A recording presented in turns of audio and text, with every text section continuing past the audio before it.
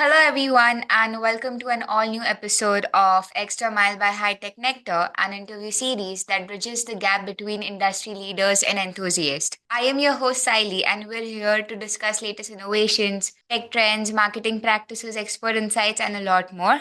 Today, we're thrilled to have Mr. Jeremy Samide with us. He's the CEO and co founder of Blackwired, a leading cybersecurity company using advanced technologies like AI, blockchain, edge computing, quantum computing to improve cybersecurity. Jeremy's leadership and strategy have played a big role in Blackwired's success. Today, we'll dive deeper into his career, his views on cyber protection, and what the future holds for cybersecurity. Welcome, Jeremy. We're really excited to have you here. Thank you, Sally. It's a pleasure to be here. So, Jeremy, after more than 20 years in your field, what stands out as the most impactful parts of your career? Well, in this field, I've been in this field for about 22 years, and I would have to say that I'm still a student of technology. But I would also say that it's never the same day twice. So we see lots of different things. We see lots of different, threat actors, attack scenarios, and a lot of different data breaches that kind of have defined my career and my experience and what we've been able to do to build products, innovative products that challenge the conventional mindset of how we are doing things today. So it's been a very rewarding experience and a very interesting career thus far. And we've been able to build some really interesting products that continue to change and shape the market. All right. So, moving ahead, with your experience in cybersecurity, how damaging can a cyber attack be for companies? And what are some good strategies to prevent them? Yeah, so there's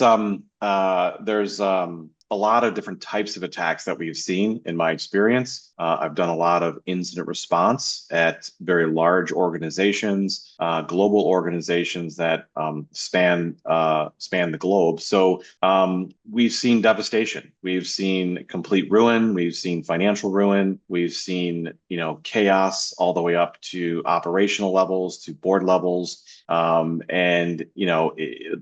are victims. And coming in to see those types of scenarios it can be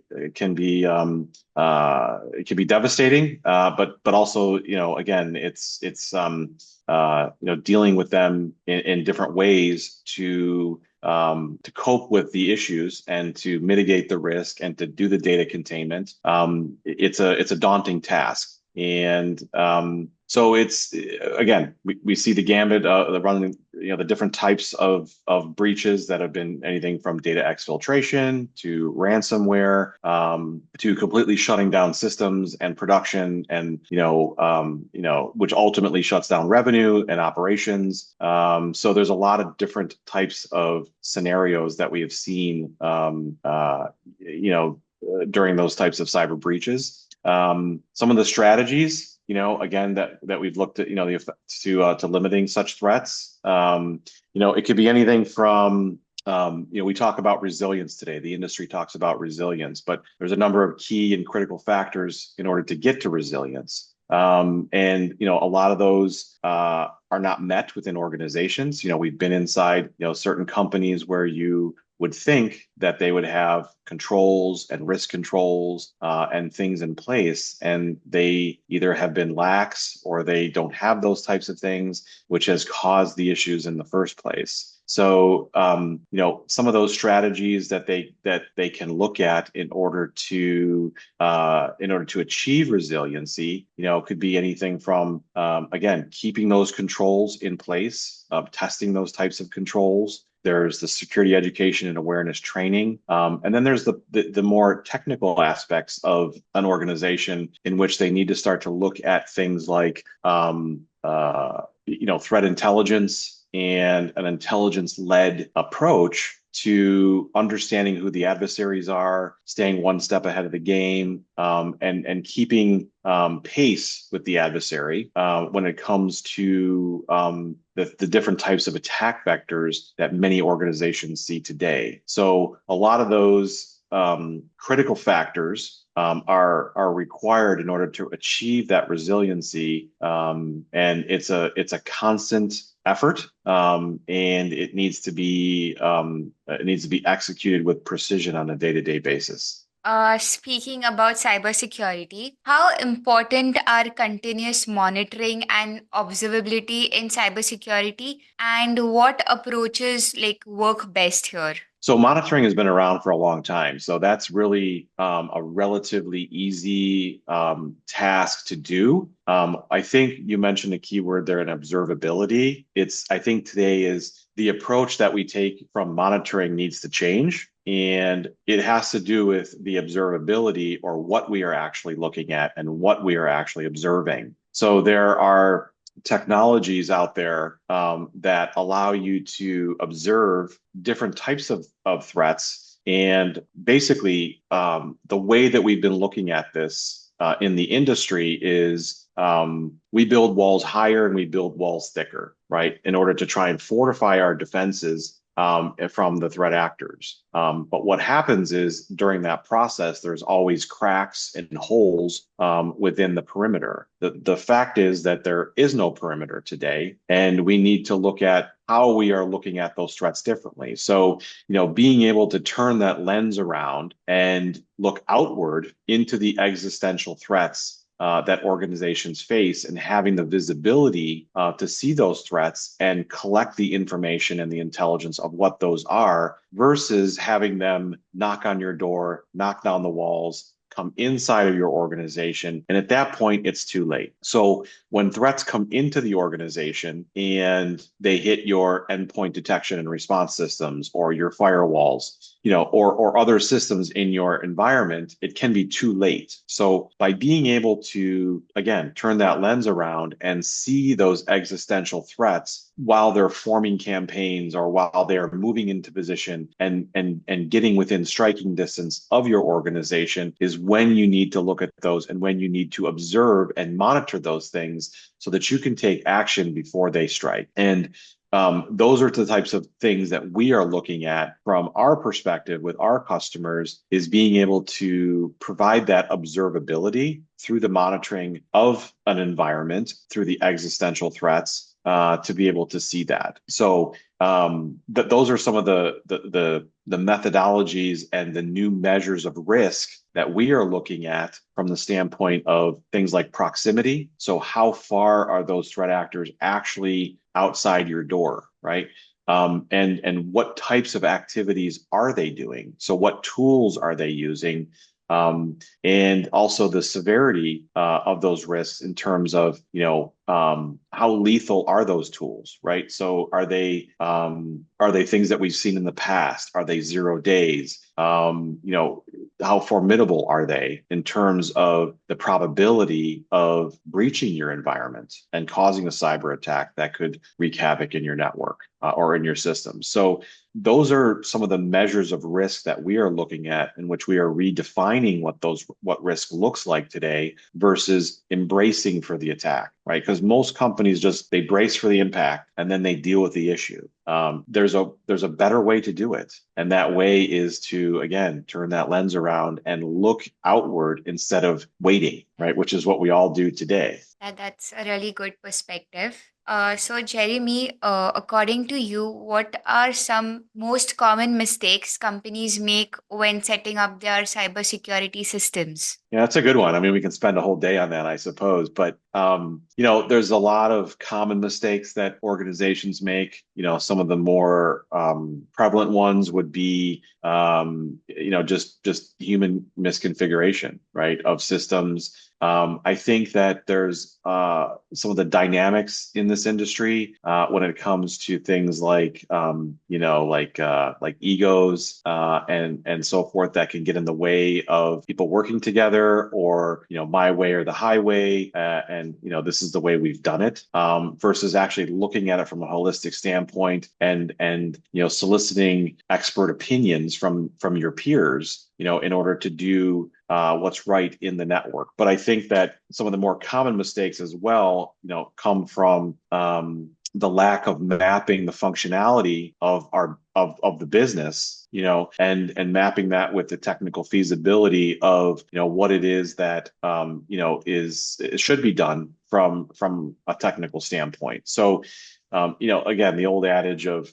people, process, and technology is sort of a cliche, but it still rings true today in terms of, it's not just about the technology, it's not just about the people, right? There's a process that's involved in that. But I think, again, having the right people in your organization and with the right skill sets that have been trained properly in order to engineer, architect, and configure those systems, I think is very important. And that's sometimes a common mistake where you see IT professionals doing security functions because they believe they can, or it's a limitation within the organization, and they're doing the best they can, and that's all they can do. But a lot of times that can cause common mistakes and common failures within systems that we see a lot too. So it really there can be a lot of issues and pitfalls, in that particular area. Why is cybersecurity so critical in the finance sector? And like, what are some of the common cyber threats in this specific area? Yeah, so the financial sector is one of the most highly targeted industries from a vertical market standpoint, for obviously for obvious reasons, right? So there's monetary gain from attacking these types of critical infrastructures in this particular vertical market. So we've seen a lot of different types of threats, a lot of different types of threat actors that are targeting the financial institutions, not only to harvest, customers' information and user information to be able to sell that, but also to be able to liquidate those types of accounts. I mean, we've seen threat actors that have been able to gain access to financial systems and literally siphon money out of customers' accounts, like hundreds and hundreds and thousands of millions of dollars. So these are things that we have seen and that we've been tracking certain threat actors that are both new on the scene and ones that are certainly old on the street. But that's probably the primary reason. So today, when you have some of these financial institutions that are now starting to get into, or they were getting into, things like, okay, you can have bank accounts, but now you can also have cryptocurrency and different types of portfolios within your environment as a customer, as a service. That was very dangerous because we were seeing a lot of these breaches within these types of new fintech organizations that they were able to hold money as an account holder, as a custodian, but then also hold the crypto. So they were, the threat actors were actually getting into the accounts, and then they were converting all of their retail accounts from stocks and things like that, cashing those in, converting it to crypto, and then siphoning the crypto out, right? So it was an easier way for threat actors to take that information, to take that money and convert it into crypto, and then disappear with it, right? Send it through mixers and different kinds of tumblers and things like that would obfuscate those transactions. That made it very difficult to track. So we've seen a lot of that as well, and with some of the larger, more popular, fintech companies that were doing that. So it's a from a market sector, it's one of the most highly coveted for threat actors to attack and to target. Do you think cybersecurity is only the IT team's responsibility, or can non-technical people contribute too? I think that this goes from everybody is included, from the chairman of the board down to the lowest level employee that may have an email address or physical access to a building.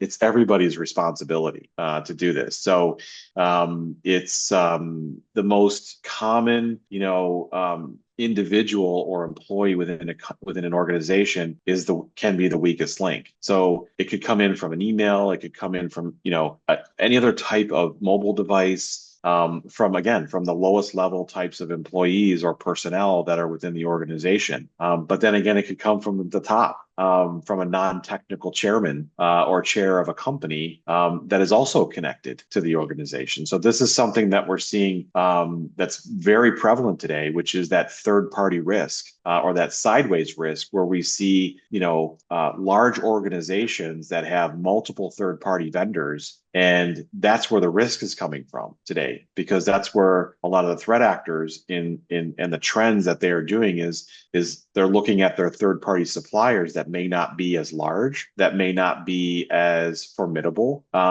And don't have the infrastructure or resources to protect. However, that third party provides a service, right, or a product to that organization in which there is a communication relationship or a connection to that organization, whether it be, an API connection or there's some other type of connection where they use the smaller company or the third party as a drop point in order to get to the larger company. So, and then once they do that, then it becomes, a subterfuge where they've used a third party in a third party risk to get to a financial institution or a larger company in order to exfiltrate data or, use an exploit or whatever. So it's becoming very common. So, according to you, or in your opinion, how can zero trust security and multi factor authentication help build a stronger security system? So that's those are some interesting terms. So I think from a multi-factor standpoint,